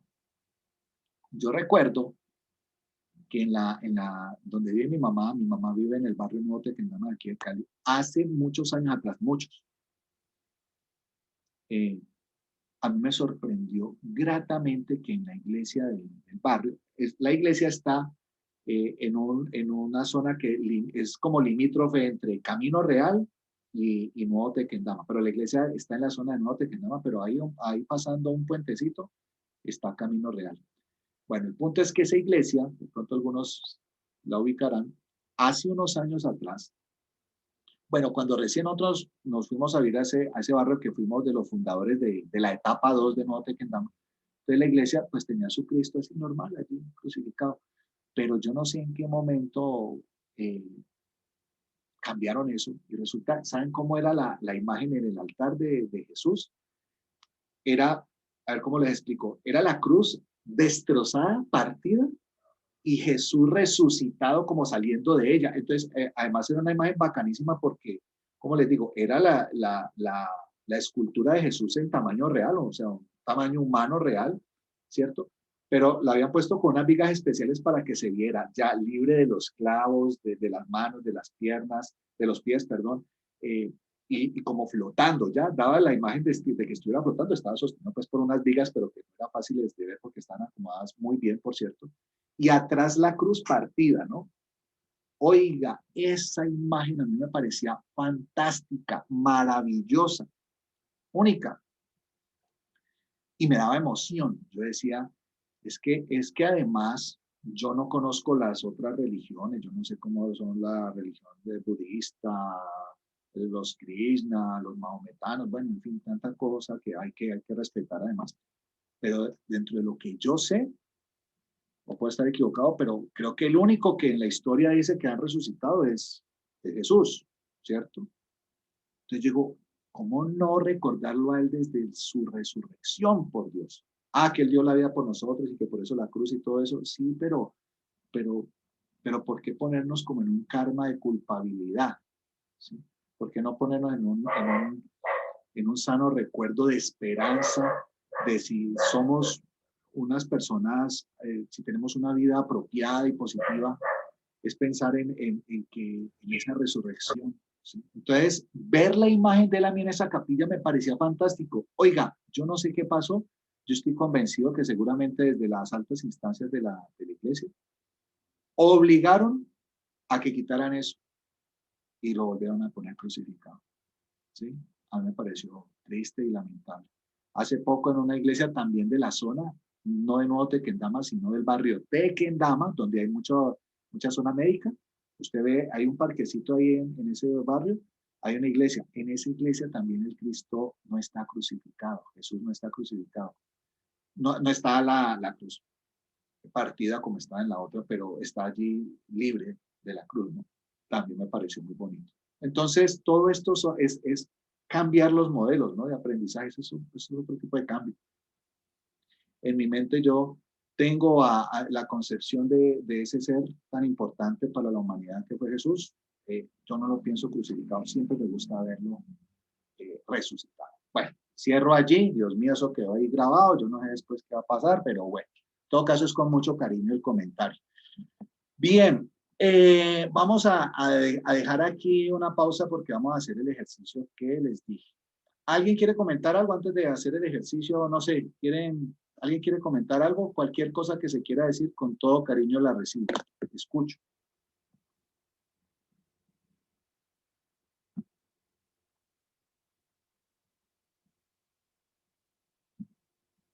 Teacher, a mí me pareció como súper interesante la reflexión que haces pues, de que no sea ese Dios del miedo, ¿no? De hecho, hay como un audio, un escrito, si alguien lo quiere buscar, que se llama El Dios de Baruch Spinoza, y es maravilloso, o sea, es muy lindo. Te enseña un Dios como desde el amor, como, como desde la protección, o sea, es totalmente diferente. Lo voy a escribir por ahí por si alguien lo quiere buscar. Por favor, sería un aporte maravilloso en el chat. Mil gracias además por la reflexión, Laura. Muchas gracias. Profe, Sí, pues, o sea, no sé, pues, o sea, yo también yo soy católica, realmente. Eh, lo que he podido entender, o sea, por lo menos a mí, pues, a mí me gusta mucho participar a la iglesia y toda la cosa. Y lo que he podido entender, o sea, la iglesia en este momento viene renovándose. No sé si han escuchado lo que se llama sobre la renovación católica. ajá. Y precisamente eso tiene mucho que ver en el sentido de que, o sea, ya no estamos vendiendo la imagen, ya no se vende la imagen del Dios castigador, sino como dice Laura, un Dios de amor, un Dios piadoso, misericordioso. Y respecto a la cruz, o sea, realmente hay una canción que de hecho suena en la iglesia y me gusta mucho y es que hay solo una frase que dice, mira la cruz, esa es mi más grande prueba. O sea, la cruz es como la prueba, es como una prueba de amor. O sea, no verla desde el contexto de que es que ahí lo mataron porque, o sea, como Jesús mismo lo dijo, a mí no me quitan la vida, yo la entrego. O sea, él voluntariamente la entrega. Entonces, desde ahí parte eso, o sea, a él no se la están quitando, él la está entregando. Entonces, él convierte ese castigo que era la cruz, que era lo más terrible en su época, porque morir crucificado, eso era horrible en esa época, y la transforma en eso, en una prueba de amor, porque es que entregar la vida no es fácil, o sea, uno irse a hacer matar por otro, eso no es fácil, eso no lo hace cualquiera, o sea, hay que matar por otro, no, o sea, porque uno de cierta manera siempre quiere preservar su vida. Entonces, la cruz se convierte en ese signo, o sea, en como una prueba de amor, decirle que yo te lo amo tanto que no me importó dar la vida y tener esa muerte de cruz por usted, o sea, para mí eso significa la cruz, o sea, y creo que ese es el simbolismo que se le ha querido dar, sino que pues ya la gente empieza a meterle que el miedo, que murió, que lo mataron, que no, o sea, realmente es eso, es como ese simbolismo de amor, de que a mí no me importa sufrir, no me importó nada, pero con tal de dar la vida por usted porque los amo, o sea, eso es lo que significa la cruz, o al menos para mí, no sé qué significa eso. Entonces la veo desde esa mirada para no verla en ese punto feo. Y pues lo que tú dices es realmente, si ahorita muchas iglesias, de hecho hay una muy cercana a mi casa que ya no tienen al Cristo crucificado, sino al Cristo resucitado. Y es precisamente por eso, porque a muchas personas les genera incomodidad el verlo crucificado. Pero yo pienso verlo así, o sea, como una prueba de amor, más bien, como verlo como algo malo. Pues María del Carmen, gracias por tu valiosísima reflexión. Yo he escuchado esa postura y me parece válida, me parece válida. Que es más verlo como ese acto de amor, un amor que quizás solo él pudo tener, pues, y que es precisamente un ejemplo entonces para las demás personas. En mi opinión, simplemente yo quisiera pensar que podemos recordar ese amor, o sea, que eso no lo debemos olvidar y que Él dio la vida por nosotros. Pero siento, ¿no? Si tú analizas la historia de la iglesia, y por eso me parece muy bueno, porque tú lo dijiste, hay un proceso de renovación en ese sentido y ojalá esto cada vez cobre más fuerza. De todas maneras, si nosotros vemos la historia de la iglesia, la cruz fue desafortunadamente un artefacto principal de castigo, ¿no? Y de culpabilidad, además porque, pues, digámoslo así, que hasta generaciones anteriores siempre era como la noción de culpa nuestra, ¿no? De todo esto que seguramente de alguna manera sí, sí puede ser, yo no voy a decir que no, pero donde creo yo la premisa principal que si uno le pudiera dar la palabra a Jesús hoy en día, pues que me dijera, aquí está, aquí se lo traigo, yo creo que él en su infinita sabiduría hablaría más como de, creo yo, pues puedo estar equivocado, como de lo bello de la resurrección, ¿no? Además porque viene con la porque es que resurrección puede ser renovar, es reconstruirse, ¿cierto? Es reinventarse, es resucitar. Significar. Sí, exactamente, exactamente, totalmente de acuerdo. Entonces digamos que es dar esa transformación. Entonces, uno ve cómo, si uno busca en la historia, las guerras más salvajes del ser humano se han dado desde las guerras santas. Y la cruz era un emblema, ¿no? Para mostrar ese poderío de destrucción, no sé qué. Entonces, creo que ha sido una impronta que, claro, ha ido transformándose de significación y como dijo María del Carmen, estamos en un punto clave donde hay que entender quizás el cómo lo quiso hacer y cómo la noción del amor está en un contexto tan doloroso como ese. Creo que eso es valioso y no se debe perder. ¿Sí? Y ojalá eso haga parte de un sano cambio al respecto. Muchas gracias. ¿Alguien más quiere comentar algo más? Bueno, voy a detener un momento la grabación. Ahí ya puse a grabar. Entonces, vuelvo a explicar esto para que quede en la grabación. Esta etapa se le llama etapa final. El proceso de cambio tiene 3 pasos. Etapa final, esa sensación de pérdida, ese proceso de duelo, porque la gente quiere hacer las cosas como estaban antes, no quiere cambiar y por eso hay resistencia al cambio. Es normal. Y por eso yo decía, de pronto usted en el dibujo dijo, no, pero este profesor no me gusta dibujar y aparte de eso me toca hacerlo con la mano contraria. No. Entonces, seguramente fue normal que muchos tuvieran esto, quizás otros no, ok. Pero vamos a decir que es normal y que cuando usted está en una organización, cuando hay un cambio que es complicado, muchas veces la gente le toca enfrentar este tipo de condiciones o circunstancias. Entonces, eso por un lado. Permítanme un segundo. Bien, ahora vamos a decir que igual, pues si toca hacerlo, entonces, ¿qué pasa? Que uno le toca lanzarse. Uno se lanzó a la piscina. Entonces, hay una zona que se le llama zona intermedia o neutral. ¿Qué pasó allí? Entonces, por ejemplo, todas y todos ustedes, bueno, pues tocó hacer el dibujo, entonces empezaron a hacer el dibujo. ¿Qué pasó allí? Se lanzaron, ¿sí? Entonces, ¿qué ocurre cuando una persona, pues, le toca hacerlo y dice, bueno, no, pues, hagámosle, pues? Entonces, ¿qué pasa? Todavía hay un poco de la primera etapa, de la etapa final, la de resistencia al cambio. Entonces, ahí usted enfrenta una situación ambivalente, ¿no? Entonces, hay incertidumbre. ¿Cómo será que me va a quedar ese dibujo? O si es otro cambio, pues, en una organización o algo. ¿Qué irá a pasar ahora? ¿Cómo va a ser mi vida? Seguro que todos pensamos en eso el año pasado con el tema de la pandemia. ¿Ahora qué va a pasar y qué voy a hacer?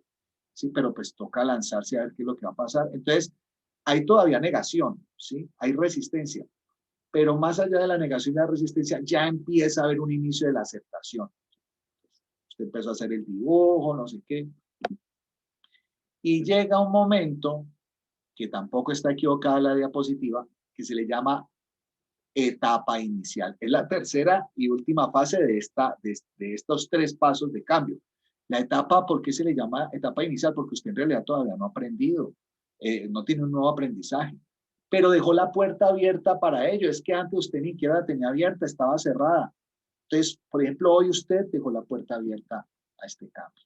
Entonces, en esa etapa de inicio, uno está abierto a esos nuevos enfoques, se comprende y se acepta el cambio, y dice, pues hay que hacerlo, ¿sí? Se dirige la energía negativa y empieza a transformarse hacia resultados positivos o productivos, ¿sí?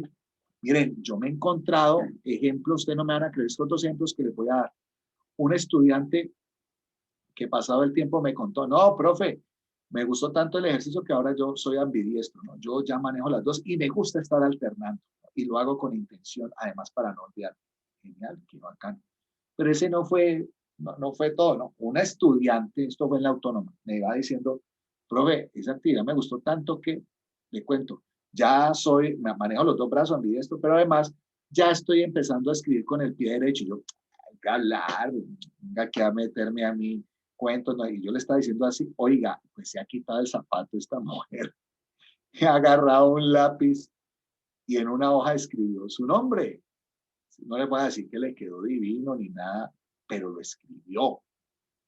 Lo escribió. ¿Usted cree que yo ahorita no puedo, me pongo el solo intentar agarrar con los dedos el lapicero ya es una tarea titánica, ¿sí? Entonces, esto es para que veamos que realmente las metas o los retos se los pone uno mismo, ¿no? Entonces, digamos que a veces dejamos la puerta ahí abierta, pero no seguimos, y entonces se cierra otra vez, o a veces seguimos y no sabemos hasta dónde podemos llegar.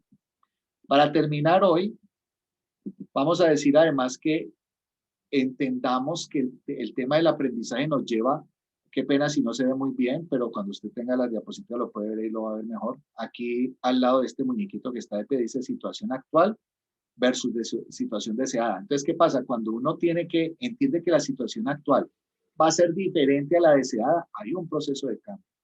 ¿Y qué ocurre en ese orden de ideas? Pues que primero va a haber una caída.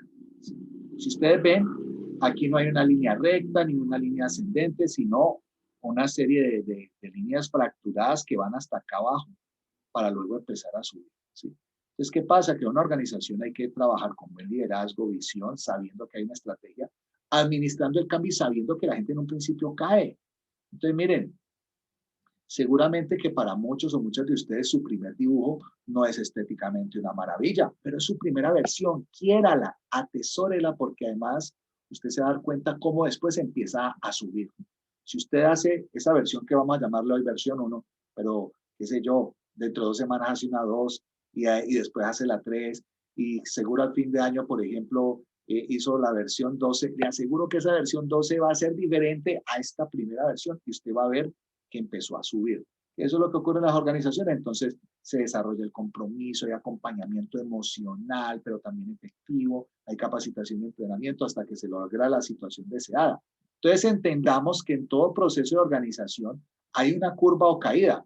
Miren, estas dos gráficas, la curva negra es cuando una organización ha tenido la suerte de enfrentar un cambio y de todas maneras salir adelante, pero sin haberlo previsto. Y la línea, ¿qué era esto? Como fucsia o cafecito, esta de aquí, esta es con prevención y sana administración del cambio. Entonces, mire usted una cosa, en la curva negra, la caída hacia lo negativo, entienda que lo negativo es porque este es un plano cartesiano donde este eje horizontal me está mostrando la base, ¿no? Entonces, resulta que ellos cayeron, perdieron utilidades y demás, pero empezaron a recuperarse hasta que lograron estar arriba. Pero mire usted que cuando el cambio es acompañado, se hace de manera preventiva, hay apoyo emocional, se hace involucrando a las personas, pues, que sería esta curva de aquí, la curva es menor, la caída hacia lo negativo, aunque se da, porque es normal, hay que haya resistencia y que haya caída.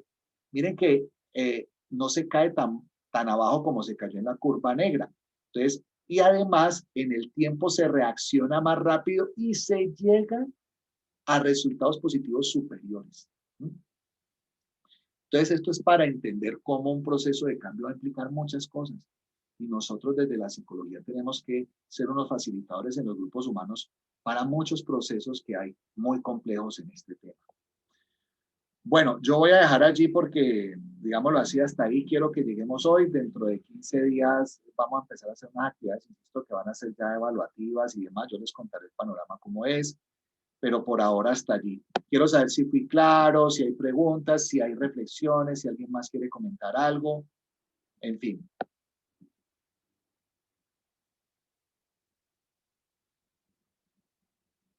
¿Fue claro el tema? Karen encendió el documento. Sí, profe. Ah, bueno, gracias, gracias. Bueno, entonces si fue claro, vamos a dejar hasta allí. Espero que el ejercicio les haya gustado y más que gustado, que lo sientan significativo, ¿ok? Que lo sientan significativo porque es un primer paso de ustedes mismos con ustedes mismos. Un referente de autorreflexión y créame que es muy importante y valioso. Bueno, ha sido un placer. Muchas gracias, profe.